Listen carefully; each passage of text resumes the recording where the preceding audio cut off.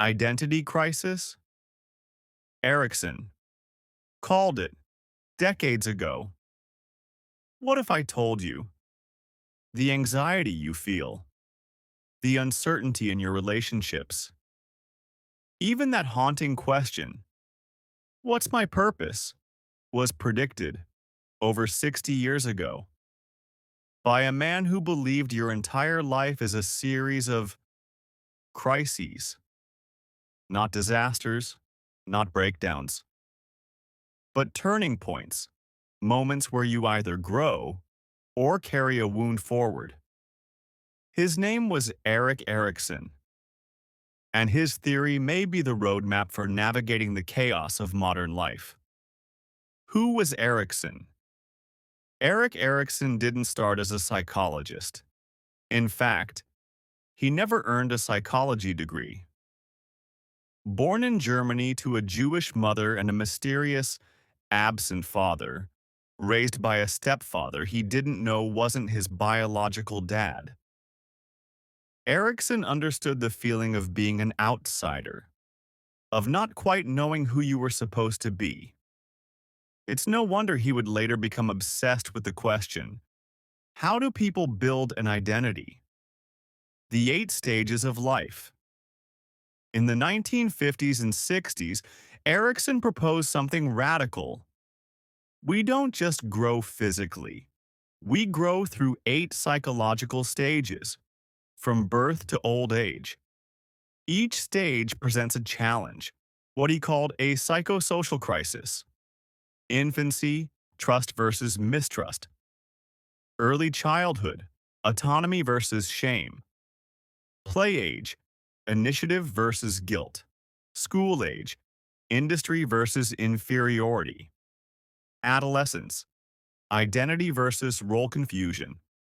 Young adulthood, intimacy versus isolation. Middle adulthood, generativity versus stagnation. Old age, integrity versus despair. Succeed in each, and you gain a strength. Fail, and the weakness follows you into the next stage. Why his theory matters now. Erikson's world was simpler, fewer distractions, slower change. Today, each stage is under pressure. In stage 5, identity versus role confusion, we used to compare ourselves to a handful of people. Now, millions, every day. On social media, everyone looks more successful, more beautiful, more complete. Stage 6, intimacy versus isolation, suffers too. We have infinite ways to connect, and yet loneliness has reached record highs. Stage 7, generativity versus stagnation. How do you contribute to something bigger when you're just trying to survive the month? The link to anxiety, relationships, and purpose. Here's the key. Erikson believed unresolved crises don't disappear. They pile up.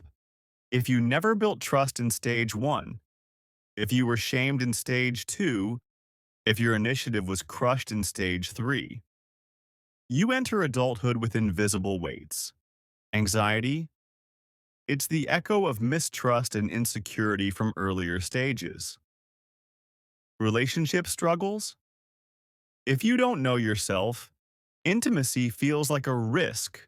You might lose yourself in another person, or push them away entirely. Lack of purpose? When you've carried unresolved crises this far, the idea of making a difference feels overwhelming. What Erikson might tell us today. If Erikson could see us now, he might remind us, the stages aren't one and done. You can revisit them, rebuild trust, reclaim autonomy, learn to take initiative again. He might tell us to slow down, stop comparing our unfiltered lives to everyone else's polished snapshots, to build intimacy through depth, not just frequency. and to find purpose not in some grand mission, but in consistent small acts that matter to someone else.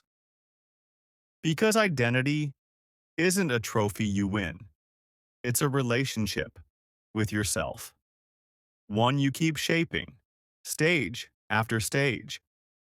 You're not broken. So if you feel lost right now, if you're asking, who am I?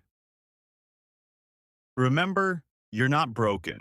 You're in a stage, not a failure, a work in progress. Life isn't about avoiding crises. It's about meeting them head on and deciding, again and again, who you want to be, because your story isn't over.